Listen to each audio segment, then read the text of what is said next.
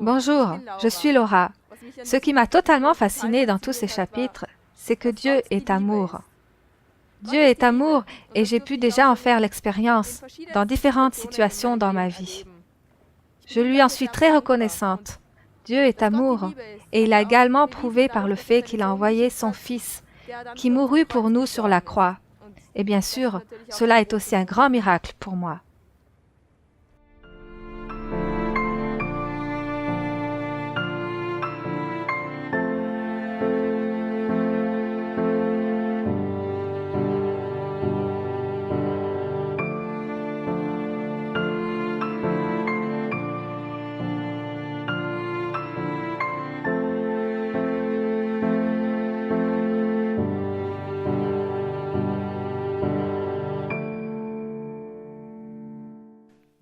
Après 12 semaines, il est clair pour nous que le sanctuaire est un des thèmes les plus complets de toute la Bible. Dans ce cas, le concept du sanctuaire conçu par Dieu joue un rôle essentiel dans tous les domaines de la vie chrétienne. Le sanctuaire n'est pas seulement un enseignement, il ne s'agit pas seulement d'une théorie, il façonne nos vies. Cela, nous le voyons déjà par la pensée qu'il existe un véritable sanctuaire dans le ciel. En fait, Dieu rencontre ses créatures, réellement, et il a amené, en quelque sorte, le sanctuaire sur la terre pour avoir une communion avec Adam et Ève. Mais temporairement, le péché a empêché cela. Cependant, Dieu était préparé. Il a donné un sacrifice qui pointait déjà Jésus-Christ. Et à travers ce service des sacrifices et plus tard dans le sanctuaire terrestre, puis alors par le service des prêtres, Dieu illustra dans le sanctuaire ce qu'il ferait par Jésus-Christ. Donc ces deux domaines, Jésus comme notre sacrifice et Jésus comme notre prêtre, sont les domaines les plus importants pour notre salut. Par les sacrifices, nous apprenons aussi que nous devons nous abandonner à Dieu. Non seulement il poursuit notre salut en toute conformité, mais aussi nous devons lui abandonner nos vies, non seulement parce qu'il nous donne des dons, mais parce qu'il est Dieu et parce que nous apprécions sa présence partout. Eh bien, dans le Nouveau Testament, dans le livre aux Hébreux, nous voyons donc que le sanctuaire a également des conséquences très pratiques une fois de plus, pour la foi, pour l'espérance et pour l'amour. Nous lisons ici dans Hébreux chapitre 10, une section très intéressante. Elle vient après la description importante de l'apôtre sur le domaine de Jésus-Christ, comme notre souverain sacrificateur en tant que notre sacrifice. Dans le chapitre 7, 8, 9 et la moitié du chapitre 10, il s'agit justement de ces deux thèmes théologiques. Jésus est notre prêtre et Jésus est notre sacrifice. En fait, l'écrivain hébreu représente le sacrifice de Jésus comme l'entrée de Jésus dans le service sacerdotal dans le ciel. Après avoir fini ses explications théologiques, il en vint aux conséquences pratiques qui découlent de ces thèmes, d'encouragement et d'exhortation. Et ainsi est décrit en une seule phrase dans Hébreux chapitre 10, verset 19 jusqu'au verset 25, les conséquences du fait que Jésus est notre sacrifice et notre souverain sacrificateur. Ces deux faits sont décrits dans les 3 premiers versets et à la suite. Il en tire à la fois 3 conséquences importantes concernant la foi, l'espérance et la charité. Ici, nous constatons que ces thèmes du sanctuaire sont tout à fait essentiels à voir avec les préoccupations les plus fondamentales de la vie chrétienne.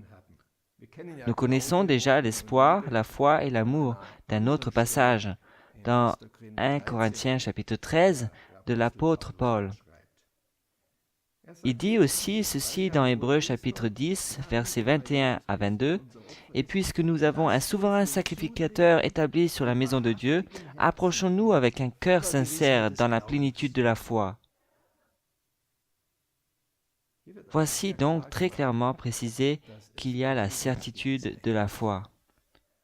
La certitude de la foi est là afin que nous croyions que Jésus-Christ fait tout pour nous sauver. Nous n'avons pas confiance en nous-mêmes. La certitude de la foi est basée sur ce que Jésus-Christ fait pour nous. Il s'agit donc ici d'une direction ou ligne de vue. Tant que je me regarde, je désespère. Quand je me regarde, je devrais me poser la question, comment puis-je être sauvé?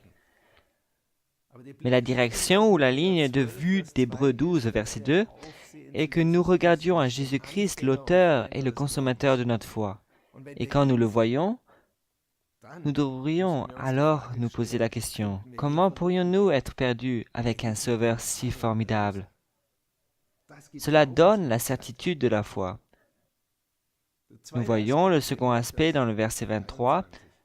Retenons sans fléchir la profession de notre espérance, car celui qui a fait la promesse est fidèle. Ici, il s'agit donc de l'espérance, car la certitude de la foi est basée sur ce que Jésus-Christ est en train de faire, sur ce qu'il a fait dans le passé et sur ce qu'il fait maintenant. Donc l'espérance pour l'avenir s'aligne sur le passé et le présent. Elle s'aligne sur ce que Dieu a dit dans ses promesses. Et Dieu est fidèle.